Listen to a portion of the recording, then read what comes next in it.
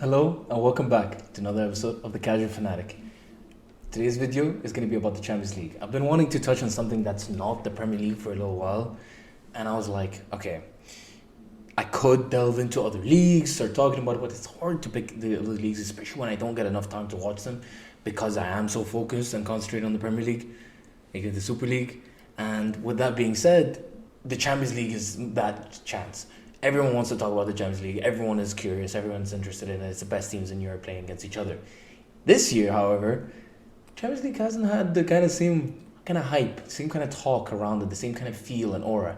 And I feel like that might just be down to the fact that there's no clear winner. There's no favorite. There's no one that people are, hey, let's root for him. Let's see that storyline. It doesn't really exist this year. So in this video, I just want to do a simple thing. Predictions for the first leg of the games that haven't happened yet. So I'm not going to count the games that have already gone on last week. But today and tomorrow, the Madrid-Liverpool game, the Inter-Porto game, the Leipzig-Man City, and the Frankfurt-Napoli. Just want to do my predictions and then a player to watch for each team in each of the first legs. And just to start off, tonight, Frankfurt-Napoli.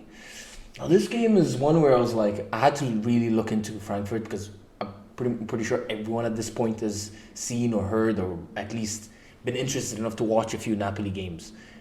And they're incredible. They're arguably the most informed team in Europe, and they're going to cause everyone problems for the rest of this knockout stage. And that being said, my prediction is a 3-1 to Napoli, even though it's away from home. And that's because I think, one, the key player for me to watch out for is Kvaratskhelia and his matchup against whoever's going to play at the right side of the 3-4 Frankfurt. If it is not doubled up on him, he's going to burn his player for pace. And he's going to burn him 1v1 duels. He's too technically secure. He can go both sides. I want to make a video about this entire Napoli team and about Kvaratskhelia specifically because I do rate him so highly and he's one of my favorite players right now to watch. But I think they're going to really struggle to contain him. I think they have some interesting attacking young talents, Frankfurt, in Lindstrom, in Kolo Muani. I think those are going to be players that are definitely going to cause Napoli problems. But overall, with the way the midfield structure is for Napoli, the way the defensive shape is, I think they'll be more than fine to be able to cope with whatever Frankfurt has. I am predicting a 3-1 just because I think maybe they can be susceptible to some complacency. Frankfurt are at home. You'd expect them maybe to go and create some kind of chance. But I think the biggest and most important role is going to be how is Djibril Sow going to be able to compete with the Napoli midfield. Because Kamada is very dynamic and does like to go forward a lot. And now you have to compete with a 3 against Napoli, which is very dynamic, very physical. They're difficult to dispossess. They're technical players. I think he's gonna find a big struggle here, and I think he's gonna have to sit deep and try and contest and cut the lanes as much as possible. But he has a big task on him, and I think he's gonna be the player to watch for Frankfurt to see if he can close down some of those lanes for Napoli, especially in the transitions. But I think this is gonna be a difficult game for them, and that's why I'm predicting a Napoli win. Going on to the other game, I'll leave tonight's game to last just because it's the biggest game of the legs of this game week. Going to Leipzig-Man City. Now here I was kind of indecisive because both Leipzig and Frankfurt are doing well in the Bundesliga, but everyone is kind of doing well in the Bundesliga, but not too well because you finally don't have a year where Bayern are runaway winners, and Frankfurt I think 5 points behind and Leipzig 4 points behind. Leipzig have been solid defensively and they have a solid back line. Yes, it lacks maybe a little bit of pace, especially in the fullback areas. Simikan does have something, and especially against City, I don't think that's going to be a problem that they're going to have, especially for him in a physical matchup against Jack Grealish 1v1. I think he might be beat sometimes in the 1v1 duels, but he's not going to get him behind. He's not going to threaten him in behind. He's not going to be able to out-muscle him there. I think that's going to be something that Simikan is going to enjoy to play against, as well as the fact that Jack Grealish isn't always the most alert defensively. Might be an avenue for them to explore Leipzig. Another thing is, of course, the transitions against City. The amount of times we've seen it to give them problems this year is crazy. And I think if you see a defensive lineup of potentially of Diaz and Stone, maybe who's the predicted right now? Let me just have a quick look at who's supposed to be playing today for City at the back. If I just have a quick look here, Ruben Diaz and Manuel Akanji. Akanji does give you some cover, especially with Nathan Ake if he does play left back, which I'm going to assume that they're going to do. especially because they're going to be playing against a kind of slanted attack from Leipzig, where Timo Werner will obviously give them that width and the pacing behind, and then Slotterby does like to come like inside a little bit and create from there, similar to a kind of role that like Bruno's been able to occupy recently for United. It's that creation from the inside flank. I think it's offers a lot, especially going forward, but sometimes it does make it easy for a team like City to stylistically match up against them, and I think it's going to be difficult for Leipzig to create comfortably. That being said, I'm going to predict a 2-2. I think City will score. I think Mahrez, who's my player to watch for City this game, is going to have a lot of freedom against Helsingborg. He's going to be able to rip him open time after time again, because this is actually a matchup where Mahrez would actually have the pace advantage, which he hasn't had for a while in his duels. I think it's going to be difficult for him to match up against him. I think he's going to be able to get a lot of deliveries and a lot of freedom. The problem I have is I think City are just going to get exposed on the transitions. I think if Leipzig played correctly, they try and stay as compact as possible and keep the score as low as possible. Maybe not the 2 goals that I'm talking about, instead trying to keep it to 1 goal maybe, or even trying to clean sheet it. I think they'll be able to score. I think, yes, they're missing out potentially. They won't have Nkunku, Dani Olmo. That's going to be difficult for them to compete with. But nevertheless, I think they'll have enough enjoyment in this game that they'll be able to get a few goals from City. And that's why I'm going to predict a 2-2. I do expect, once they go back to Etihad, that City will be able to finish it up there, probably in a 2 or 3-0 comfortable result. I'll assume City go through in this kind of fixture, though. Going into my... Oh, did I even give you my... No, I didn't. My player to watch for Leipzig, it wasn't obvious, was Werner.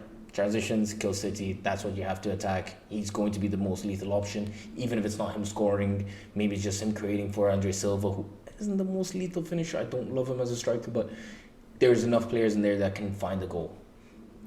And that's what I think. Inter Porto is definitely the game I know the least about. I have my Inter kit, but don't be fooled.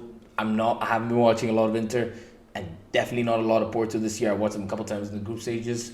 Porto were interesting. I obviously watched the big games for Inter in the group stages.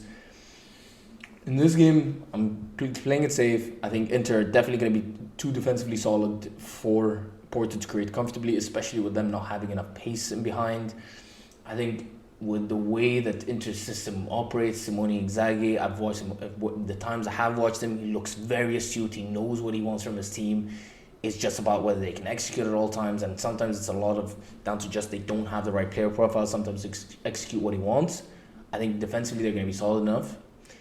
I think going forward, finding the right balance of the forward line and wing backs is going to be very important for Inter, especially in terms of how many chances they're going to be able to create. I wouldn't be surprised if Inter end up putting 2 or 3 or 4 past Porto, especially with the elder back line of Porto, and the fact that Porto are missing their best midfielder, Uribe. I think it's going to be tough. The player to watch for me is going to be the matchup of Barella, how much space he's going to get, how he's going to be able to move and dictate the tempo of the game. Him and Brozovic especially, of course, but Brozovic obviously dictating from a little bit deeper role, anchoring the entire team. Pepe is going to be important for Porto, especially with that age, if he's going to be able to match the runs and the intensity of Lautaro Martinez. He's not the most lethal finisher, but he plays with a high intensity. He has a great work rate. He's tenacious. He runs. He's a tireless runner. He's aggressive. I think he's going to be a tough matchup for them. I will go with 1-0 for Inter, though. I don't see Inter scoring that many goals, just because I don't know if they create that many chances. Now, the big game. The big game of the round. Liverpool-Madrid. Madrid have gotten the better of Liverpool basically since like 2007, 8 or whatever it is. They've beaten them a lot recently, and Liverpool need vengeance. I think it's about time, and it's always happens this way, right? When the team seems to be at the lowest point and there's nothing going for them, that's when suddenly, hey, we got a great result, and that just propels them into the rest of the season, and Liverpool end up competing for top 4, probably getting it, maybe even going on to win a Champions League. I don't want that to happen, but that's possible. And you're starting to see a positive direction for Liverpool. You kind of see that they hit the rock bottom there against Wolves in 3-0. Since then, they're starting to have an uptick in the way they're performing. And I'll definitely be interested to see how Liverpool perform. The player to watch is going to be Nunes. And the player to watch for Madrid is going to be Camavinga. without Cruz and Tchouaméni, reportedly, that's going to be a lot of defensive responsibility on Camavinga's shoulders, especially with the aging of Modric. Dani Ceballos, I'm never confident in. That's going to be a difficult matchup for Camavinga and how he's going to be able to kind of control a lot of the tempo for Madrid.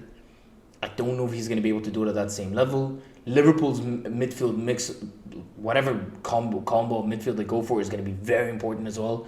But I think if Liverpool can get those transitions against Madrid and get Núñez in many isolations against Carvajal, I think he's going to hurt them. And he's going to hurt them bad because he has the physicality, he has the pace, he's going to get in behind. Núñez is going to get chances.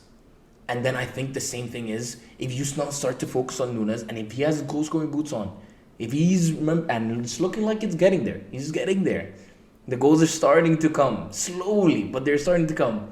I think him, Salah, both those guys in transitions with Van Dijk being back, and that's so important. Van Dijk and Alisson being there is so important for Liverpool and makes all the difference. But Liverpool are able to exploit Madrid in these transitions and able to get some kind of midfield control in this game, especially against Madrid, with them having a weakened midfield. My prediction is going to be 3-0 Liverpool. I think Liverpool demolish Madrid for once. Well, not for once, they've done it before, but this is going to be a repeat of that. I think Liverpool end up destroying them. I don't think Madrid have the comfort and the leisure that they've usually had. They haven't played with the same freedom. They don't have this right midfield balance. Casemiro's been such a big miss. Tchouaméni and Cruz injury is going to be tough for them. I think Madrid are going to struggle in this game, especially at Anfield. I think Anfield is feeling it. They need this kind of game for them. Mentally just seems right. I might be wrong. Maybe Vinicius ends up again burning Trent again and again. That's a possibility. But they did just beat them 8 months ago, 9 months ago. It's possible. But if Benzema doesn't play either, I don't know where they get those goals. I'm going to stick with the Liverpool 3-0. I think they demolish Madrid tonight. I think this is where Liverpool's season kicks on and they have a great end to the season. That was my predictions for this round. I'll make another video like this. If you guys like it, please comment, let me know what you think about this concept, this format of me doing predictions and little players to watch, just for people to look out for. And I'll do it for next legs and next roundup. See you on the next video. Bye-bye.